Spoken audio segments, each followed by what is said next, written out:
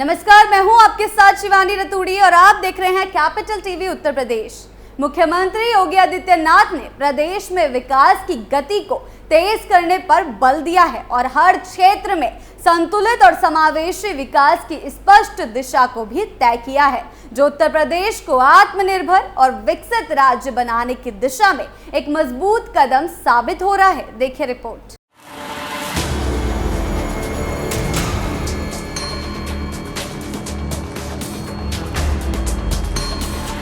मुख्यमंत्री योगी आदित्यनाथ ने सोमवार को आयोजित एक महत्वपूर्ण बैठक में उत्तर प्रदेश की आर्थिक स्थिति, विकास संरचना और राजस्व स्रोतों की व्यापक समीक्षा की। बैठक में मुख्यमंत्री ने राज्य की आर्थिक यात्रा को संभावनाओं से परिणाम तक की प्रक्रिया बताते हुए कहा कि यह रूपांतरण प्रधानमंत्री नरेंद्र मोदी के नेतृत्व में विकसित भारत की परिकल्पना से प्रेरित है।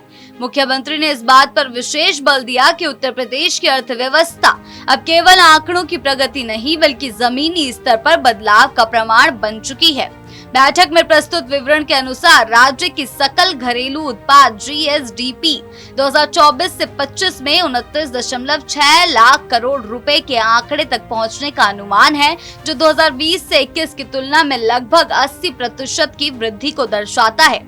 इसी अवधि में राष्ट्रीय अर्थव्यवस्था में उत्तर प्रदेश की हिस्सेदारी 8.4% से बढ़कर 8.9% हो गई है। मुख्यमंत्री ने इसे आत्मनिर्भर उत्तर प्रदेश की दिशा में ठोस उपलब्धि बताया। साथ ही यह भी कहा कि हमें 2026 तक 10% की हिस्सेदारी प्राप्त करने का लक्ष्य अभी से लेकर ठोस रणनीति बनानी चाहिए। उन्होंने कहा कि राज्य की आर्थिक संरचना में स्पष्ट परिवर्तन दिखाई दे रहा है।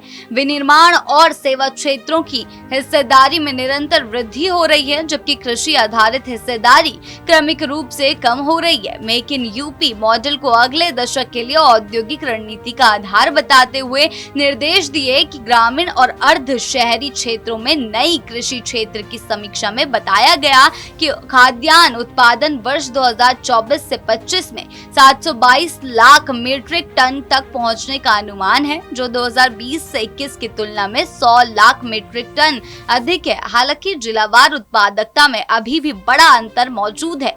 कुछ जिलों में गेहूं की उत्पादकता 46 कुंटल प्रति हेक्टेयर तक पहुंच गई है, वहीं कुछ में यह 30 के आसपास है। मुख्यमंत्री ने इसे असंतुलन मानते हुए निर्देश दिए कि तकनीकी सहायता और किसान जागरूकता अभियान के माध्यम से यह अंतर कम किया जाए।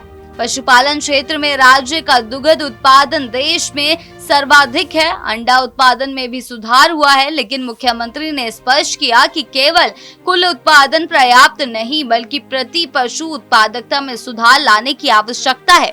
उन्होंने नस्ल सुधार, फीड प्रबंधन और डेयरी व्यवसाय से जुड़े डेटा का भी नियमित विश्लेषण करने का निर्देश दिया।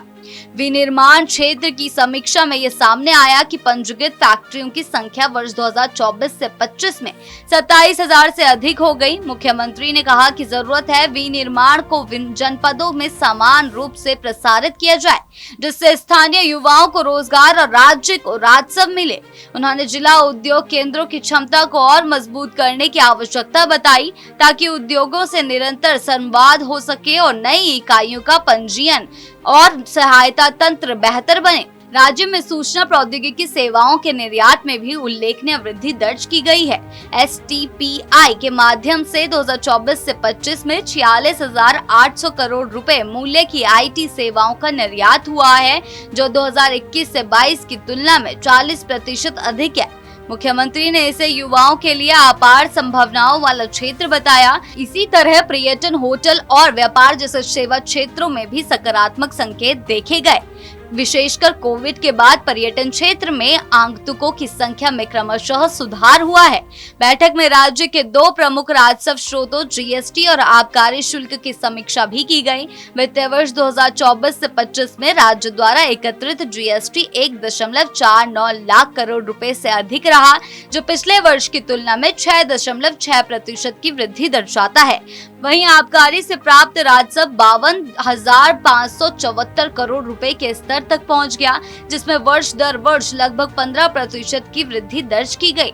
मुख्यमंत्री ने इन आंकड़ों को राजस्व स्वावलंबन के प्रमाण बताते हुए कहा कि यह महत्वपूर्ण है कि राजस्व वृद्धि सेवा विस्तार और सामाजिक योजनाओं के विस्तार का आधार बने। सड़क परिवहन क्षेत्र की समीक्षा के दौरान मुख्यमंत्री ने इसे भविष्य का संभावनाशील क्षेत्र बताया। उन्होंने कहा कि राज्य को निजी बस सेवाओं के लिए नए रूट चिन्हित करने होंगे ताकि एक और आमजन को आवागमन की सुविधा मिले और दूसरी ओर राज्य को राजस्व का नया स्रोत प्राप्त हो।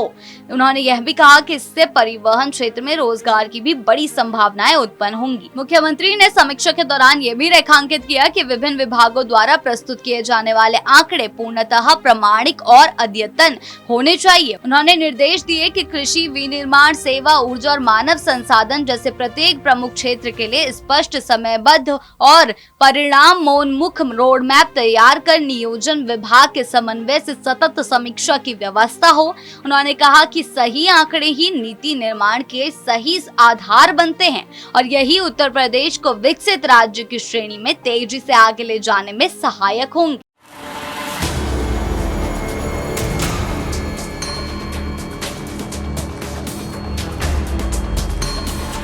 मुख्यमंत्री योगी आदित्यनाथ के नेतृत्व में उत्तर प्रदेश नीतिगत स्पष्टता, लक्ष्य आधारित कार्यशैली और जमीनी क्रियान्वयन के नए मानक स्थापित कर रहा है। उनकी मजबूत दिशा और सतत निगरानी से राज्य न केवल आर्थिक दृष्टि से आगे बढ़ रहा है बल्कि समावेशी और संतुलित विकास की राह पर भी तेजी से अग्रसर है।